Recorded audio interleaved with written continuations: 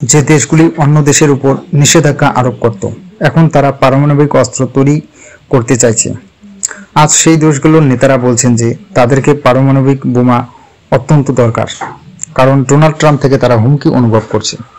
এখন আপনি দেখতে পাচ্ছেন এই মহিলাকে।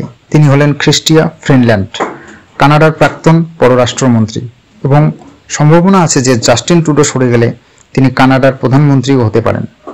যদি আরও কিছু নাম আলোচনায় রয়েছে, তিনি শক্তিশালী নেতাদের মধ্যে একজন অন্যতম। কানাডার পারমাণবিক অস্ত্রের প্রয়োজনীয়তা নিয়ে চলছে বর্তমানে বিতর্ক।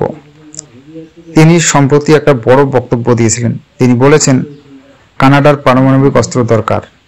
আপনি এখানে ব্রিটিশ মিডিয়া টেলিগ্রাফের একটি নিবন্ধ দেখতে পাচ্ছেন।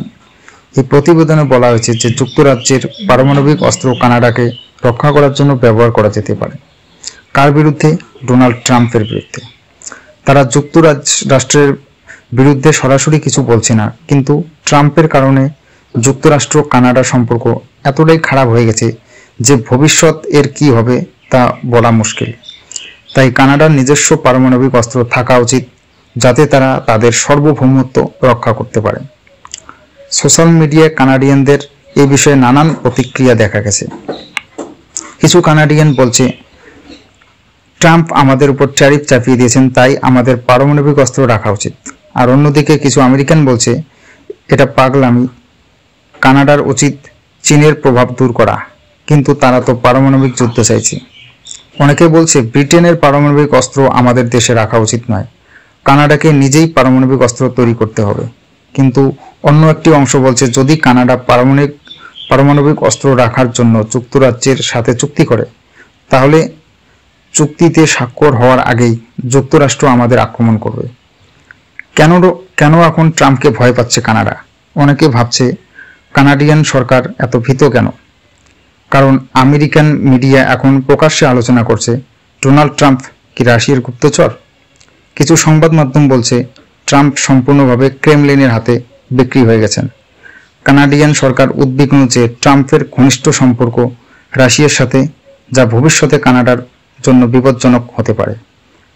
আরেকটি বড় উদ্বেগ হলো ট্রাম্পের জনপ্রিয়তা। আমেরিকানদের মধ্যেই নয়, কানাডায় তার প্রচুর ভক্ত হয়ে গেছে বর্তমানে। ট্রাম্পের কানাডাকে যুক্তরাষ্ট্রের অংশ বানানোর পরিকল্পনা। ট্রাম্প বলেছিলেন কানাডাকে 51তম রাজ্যে পরিণত করব, ট্যাক্স কমাবো, কানাডিয়ান ডলারকে আমেরিকান ডলারে রূপান্তরিত করব। এটি একটি মজার কথা বলে মনে হতে পারে, কিন্তু কানাডিয়ানদের একটি বড় অংশ এই ধারণাকে সমর্থন করছে। একটি সমীক্ষায় দেখা গেছে 18 থেকে 34 বছর বয়সীদের মধ্যে 23 থেকে 25% মানুষ মনে করেন এতে কিছু খারাপ নেই।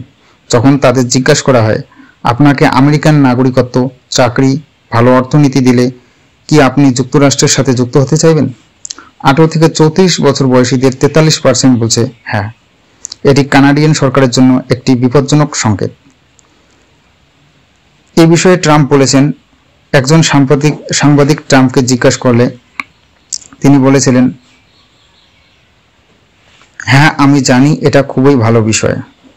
এটি হলো অর্থনৈতিক শক্তি।